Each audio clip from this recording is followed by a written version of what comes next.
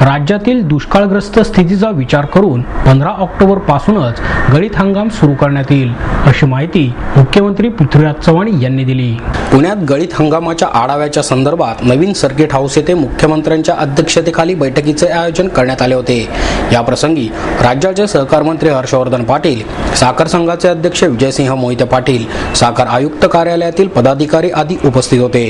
मुख्यमंत्री चव्हाण यांनी या बैठकीसंदर्भात माहिती देताना राज्यातील दुष्काळग्रस्त स्थितीचा आढावा घेण्यात आला असून साखरेचा उतारा चांगल्या प्रकारे मिळण्याकरता तातडीने गाळप सुरू करणे आवश्यक आहे. याकरता 15 ऑक्टोबर पासूनच गाळप हंगाम सुरू करण्यात येणार असल्याचे सांगितले. काही दिवसांपूर्वी मंत्री समितीच्या बैठकीत यंदाचा गाळप हंगाम 1 नोव्हेंबर रोजी सुरू करण्याचा निर्णय घेण्यात आला होता, परंतु दुष्काळाच्या संदर्भात केंद्रीय कृषी मंत्री शरद पवार यांच्या उपस्थितीत बैठक झाली. यामध्ये त्यांनी कर्नाटक राज्यातील गळीत हंगाम सुरू झाला असून या पार्श्वभूमीवर महाराष्ट्रामधील गाळपही तातडीने सुरू करण्याच्या सूचना दिल्या असल्याचे त्यांनी सांगितले. याचबरोबर मंत्री समितीच्या बैठकीच्या वेळी देखील राज्यातील दुष्काळाचा आढावा घेऊनच दिनांक 30 सप्टेंबर रोजी पुन्हा आढावा घेऊन फेरविचार करण्यात येईल असे स्पष्ट करण्यात आले होते. या पार्श्वभूमीवर ही बैठक आयोजित करण्यात आली होती. तसेच उषाच्या संदर्भातील प्रश्नाबाबतीत लवकरच एक बैठक घेण्यात येणार असून त्यामध्ये मार्ग काढण्यात येईल असेही मुख्यमंत्र्यांनी सांगितले.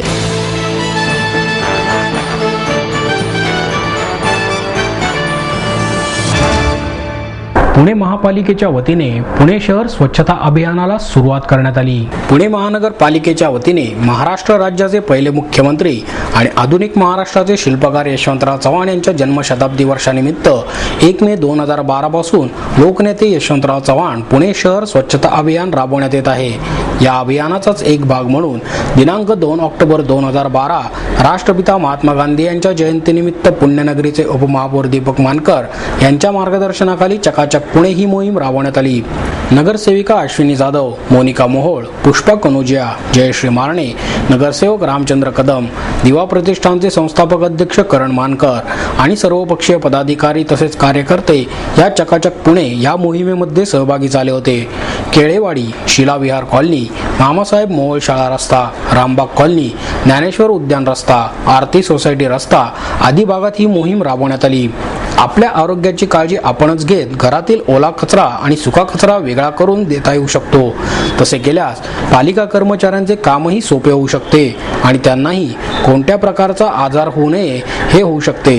तसेच प्लास्टिकचा वापर टाळावा असे आवाहन उपमहापौर दीपक मानकर यांनी केले.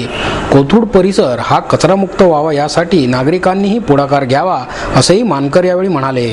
चकाचक पुणे स्वच्छता अभियान आपण राबवत आहोत आणि या अभियानाअंतर्गत आज 2 ऑक्टोबर रोजी महात्मा गांधी जयंतीच्या निमित्तानं, लाल बहादूर शास्त्रींच्या जयंतीच्या निमित्तानं आणि कैलासवासी यशवंतराव चव्हाण यांच्या जन्मशताब्दीच्या निमित्तानं या कार्यक्रमाचं आयोजन आपण या ठिकाणी कोथरूड परिसरामध्ये केलेलं आहे. त्यांच्या आरोग्याची काळजी देखील या निमित्तानं आपण घेतली पाहिजे की जे तुमच्या आरोग्याची काळजी घेतात. स्वच्छता अभियानाच्या अंतर्गत ओला कचरा, सुका कचरा सेपरेट करणं हे अत्यंत गरजेचं आहे आणि कचरा पेटीतच कचरा टाकला पाहिजे आपण, ही आपल्या नागरिकांची जबाबदारी. कारण की महानगरपालिका ज्यावेळी आपल्याला मूलभूत गरजा पुरवत असते त्यावेळी नागरिकांची देखील ही जबाबदारी आहे की महानगरपालिकेला आपण सहकार्य करायला पाहिजे. आपलं शहर स्वच्छ असायला पाहिजे, सुंदर असायला पाहिजे. ही सगळी संकल्पना नुसती मनामध्ये नको तर ती प्रत्यक्षात आपण आणायला पाहिजे. यासाठी अनेक सेवाभावी संस्था देखील या निमित्तानं पुढं आलेल्या आहेत. कोथरूड परिसरात आम्ही झिरो गार्बेजच्या संदर्भामध्ये आम्ही एक प्रकल्प राबवण्याच्या संदर्भात प्रयत्न करत आहोत की प्रत्येक प्रभागामध्ये बायोगॅस प्रकल्प आपल्याला या ठिकाणी राबवायचा आहे. या ठिकाणी असणारे आरोग्य अधिकारी देखील पद्धतीचं काम करत आहेत. क्षेत्रीय अधिकारी देखील सपकाळ साहेब आहेत, या ठिकाणी तेलकर आहेत, त्यांचे सर्व सहकारी आहेत आणि चांगलं काम करते ही मंडळी.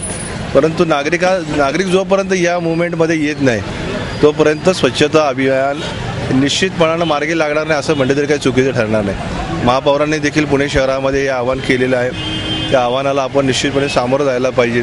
या परिसरामध्ये असणारे हॉटेल व्यावसायिक असतील, मेसवाले असतील, पानाची टपरीवाले असतील, यांना माझी एक विनंती राहील की आपण कुठलाही कचरा रस्त्यावरती न टाकता तो कचरा पेटीमध्येच टाकला पाहिजे आणि या स्वच्छता अभियानाच्या अंतर्गत नागरिकांच्या आरोग्याची काळजी घेण्याचा प्रयत्न हा नागरिकांनीच करायला पाहिजे. स्वतःपासून जोपर्यंत आपण ही सुरुवात करत नाही तोपर्यंत कुठलंही अभियान हे निश्चितपणे मार्गी लागणार नाही. हा विचार या ठिकाणी मांडणं अत्यंत गरजेचं आहे.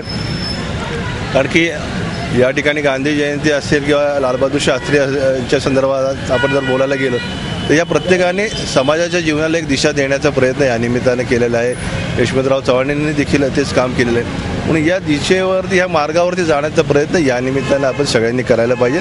आणि हे अभियान चकाचक पुणे हे अभियान आपण निश्चितपणे राबवलं पाहिजे आणि तो संकल्प सिद्धीला नेण्याचं काम आपण आपल्या जीवनामध्ये करायला पाहिजे. या ठिकाणी आपले जे कर्मचारी आहेत पुणे महानगरपालिकेचे सफाई कामगार, त्यांच्या आरोग्याचं देखील यानिमित्त आपल्यासाठी एवढं काम करत असतात. एक दिवस जरी त्यांनी सुट्टी घेतली तर आपल्यावरती या संदर्भामध्ये आरोग्याच्या दृष्टीकडे किती प्रॉब्लेम्स निर्माण होतात ते आपण पुणेकरांनी अनेक वेळा पाहिलेले. परंतु यांना देखील साथ देण्याचा फक्त ही त्यांची जबाबदारी नाही, ही जबाबदारी नागरिकांची देखील आहे. आणि नागरिकांनी देखील या संपूर्ण अभियानाअंतर्गत चांगलं काम करावं ही विनंती या निमित्तानं करतो, एक आव्हान या निमित्तानं करतो की आपला सगळ्यांचा सहभाग असणं अत्यंत आवश्यक आहे. आपली नैतिक जबाबदारी आणि ही जबाबदारी आपण यशस्वीरित्या पार पाडावी.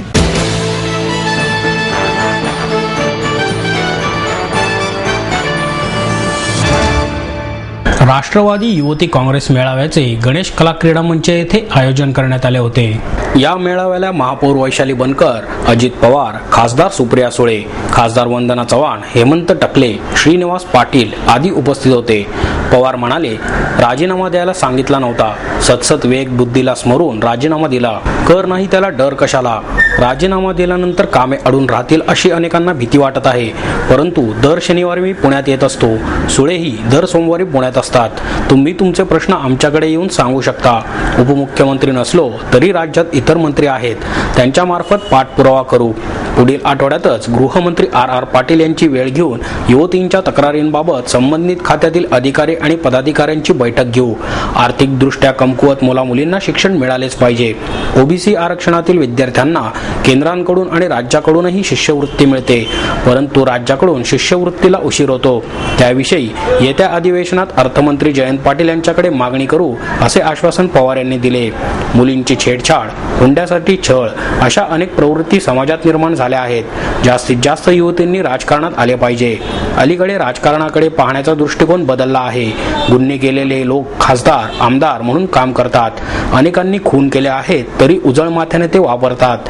त्यामुळे अशांची भीड न बाळगता काम केले पाहिजे असेही पवार यांनी नमूद केले. सध्या महिलांना नोकरीत 30% स्थान आहे, ते 50% झाले पाहिजे. या व्यतिरिक्त नोकरीच्या ठिकाणी त्यांना सुरक्षितताही मिळाली पाहिजे. त्यासाठी पोलिसांचा आदरयुक्त दबदबा हवा. लोकप्रतिनिधींनीही नागरिकांचे प्रश्न सोडवण्याचा विचार केला पाहिजे. नागरिकांचे काम रिझल्ट ओरिएंटेड हवे अशा सूचना पवार यांनी केल्या. बसमध्ये रस्त्यावर होणारी छेडछाड, कामाच्या ठिकाणची सुरक्षितता, सार्वजनिक शौचालय या आणि इतर मागण्यांचे निवेदन यावेळी महापौरांना देण्यात आले. मागण्यांचा विचार केला जाईल असे आश्वासन महापौरांनी दिले. राष्ट्रवादी युवती काँग्रेस ही राज्यात यापुढे छेडछाड करणाऱ्यांच्या विरोधात काम करणार असून युवतींनी या प्रवृत्तीविरोधात संघटित व्हावे असे आवाहन सुप्रिया सुळे यांनी केले. अशी छेडछाड केल्यास एक हात त्या युवतीचा असेल आणि दुसरा हात राष्ट्रवादी काँग्रेसचा असेल अशी घोषणाही सुळे यांनी यावेळी केली.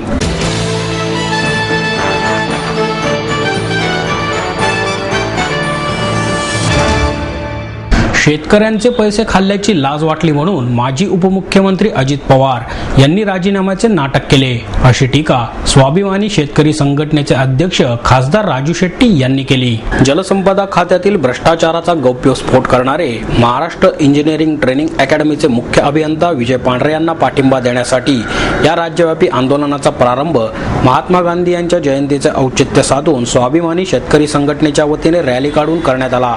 पुणे स्टेशन ते कौन्सिल हॉल अशी ही रॅली काढण्यात आली. खासदार राजू शेट्टी यांनी या रॅलीचे नेतृत्व केले.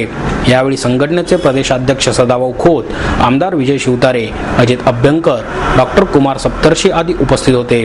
राजू शेट्टी म्हणाले, शेतकऱ्यांसाठी उभ्या करण्यात येणाऱ्या जलसिंचन योजनेतून आपली तिजोरी भरणाऱ्या माजी उपमुख्यमंत्र्यांना पैसे खाल्ल्याची लाज वाटली असेल म्हणूनच त्यांनी राजीनामा फेकण्याचे नाटक केले. जलसंपदा खात्यात झालेल्या भ्रष्टाचार प्रकरणी अजित पवार यांनी दिलेला राजीनामा पुरेसा नाही, तर या खात्यातील अधिकाऱ्यांची ही चौकशी होणे गरजेचे आहे. पैसा अडवा आणि पैसा जिरवा हा उद्योग गेल्या काही वर्षात जलसंपदा खात्यात झाला आहे. सहकार आणि ऊर्जा खात्याची देखील श्वेतपत्रिका काढण्यात यावी. या खात्यातील सर्व अधिकाऱ्यांची सीबीआय चौकशी होणे गरजेचे आहे.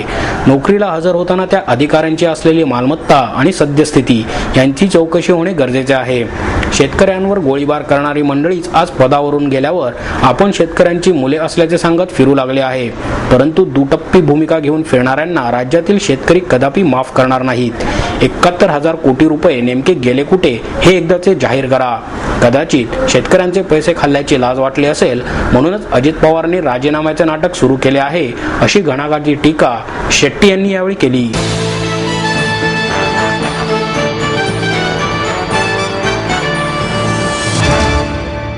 पीएमपीच्या वतीने शहरातील 3 मार्गांवर महिला स्पेशल बस सुरू करण्यात आल्या आहेत. पीएमपीच्या वतीने हडपसर ते स्वारगेट, शिवाजीनगर ते कात्रज, स्वारगेट ते धायरी अशा 3 मार्गांवर महिला स्पेशल बस महिला केंद्रित शहरे या संकल्पनेनुसार सुरू करण्यात आल्या. खासदार वंदना चव्हाण यांच्या उपस्थितीत महिलांच्या हस्ते हिरवा झेंडा दाखवून बसचे उद्घाटन करण्यात आले. पीएमपीचे संचालक प्रशांत जगताप, सभागृह नेते सुभाष जगताप, महिला बाल कल्याण समितीच्या अध्यक्षा नंदा लोणकर, रुपाली चाकणकर आदींसह पीएमपीचे अधिकारी यावेळी उपस्थित होते. ॲडव्होकेट चव्हाण म्हणाल्या, पुणे महानगर परिवहन महामंडळाच्या वतीने सुरू करण्यात आलेल्या महिला स्पेशल बसचा उपक्रम शासकीय कार्यालयातील काम करणाऱ्या महिला, शाळेत जाणारे विद्यार्थी, गृहिणी यांच्यासाठी नक्कीच उपयोगी ठरेल. पुणे शहराची वाढती वाहतूक समस्या लक्षात घेता पुणेकरांनी सार्वजनिक वाहतूक व्यवस्थेचा जास्त प्रमाणात लाभ घ्यावा.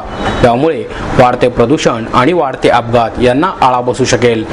अत्यंत आनंदाचा दिवस आहे आमच्या सगळ्यांच्या दृष्टीने, कारण आता 50% रिझर्वेशन महिलांसाठी, महिला प्रतिनिधी जास्त आहेत महानगरपालिकेत. आणि कालच युवती परिषद देखील पुण्यामध्ये झाली आहे. विविध प्रश्न मांडत असताना कम्यूट करणं हे महिलांना किती अवघड आहे हे आपल्याला दिसून येतं. अनेक वेळेला वेगवेगळ्या संस्थांनी रिपोर्टसुद्धा तयार केलेत की महिलांचे ट्रॅव्हल करताना हाल किती होतात. आणि म्हणून आज प्रशांत जगतापांनी पुढाकार घेऊन 3 महिला बसेस 3 रूट्सवर सुरू केल्यात. त्यांचं आणि सगळ्या त्यांच्या सहकाऱ्यांचं मी मनापासून अभिनंदन करते आमच्या सगळ्यांच्या वतीने. इनफॅक्ट महापौर असताना मी काही रूट्सवर ह्या अशा महिला बसेस सुरू केल्या होत्या, पण मला माहीत नाही कारण काय झालं, पण त्या 1 वर्ष चालल्या आणि नंतर बंद झाल्या. पण आय होप ह्या सगळ्या रूट्सवर सक्सेसफुल राहतील.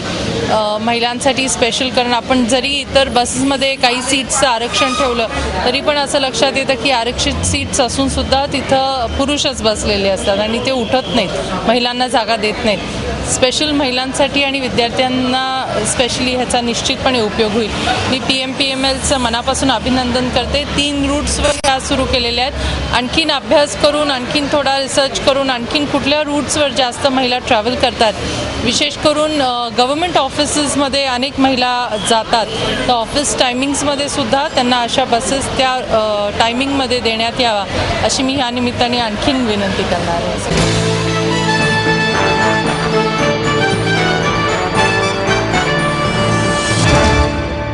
विधायक गणेशोत्सवासाठी कार्यकर्त्यांचे प्रबोधन होणे गरजेचे आहे, असे मत पोलीस आयुक्त गुलाबराव पोळ यांनी व्यक्त केले. श्री तुळशीबाग सार्वजनिक गणेशोत्सव मंडळाच्या वतीने अग्निशमन कर्मचारी, फायरमन आणि जीवरक्षकांचा आयुक्त पोळ यांच्या हस्ते कृतज्ञता गौरव करण्यात आला. यावेळी मंडळाचे विवेक खटावकर, ज्येष्ठ शिल्पकार DS खटावकर, सामाजिक कार्यकर्ते विवेक वेलणकर, डॉक्टर मिलिंद भोई, ॲडव्होकेट प्रताप परदेशी, प्रशांत रणपिसे आदी उपस्थित होते. पोळ म्हणाले, सजग नागरिक आणि कर्तव्यदक्ष पोलीस अधिकारी तसेच मंडळाच्या कार्यकर्त्यांमुळे यंदाचा गणेशोत्सव शांततेत पार पडला असला तरी साजरा करण्याच्या पद्धतीत अद्याप अनेक उणिवा आहेत. विधायक उत्सवासाठी कार्यकर्त्यांचे प्रबोधन होणे गरजेचे आहे. गणेशोत्सव शिस्तबद्ध आणि विधायकरित्या पार पाडण्यासाठी आणखी कठोर प्रयत्नांची गरज आहे. गुन्हे दाखल केले नाहीत म्हणून चुका झाल्या नाहीत असे समजू नये. विवेक वेळणकर म्हणाले, अग्निशामक दलाचे अधिकारी, कर्मचारी, जीवरक्षक दल आणि पोलीस अधिकाऱ्यांशिवाय गणेशोत्सव शांततेत पार पडणे अशक्य असते. त्यांच्याविषयी कृतज्ञता व्यक्त करणे प्रत्येकाचे कर्तव्य आहे. यावेळी पंकज तिकोणे, गोकुळ तिकोणे, राजाराम केदारी, गजानन पासोडकर, संग्राम देशमुख या अग्निशमन दलाचे अधिकारी, कर्मचारी, जीवरक्षक दलाचे कर्मचारी आणि फायरमन यांचा सत्कार करण्यात आला.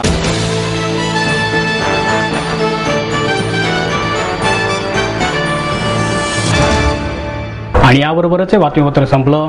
पुन्हा भेटूया उद्या याच वेळी. नमस्कार.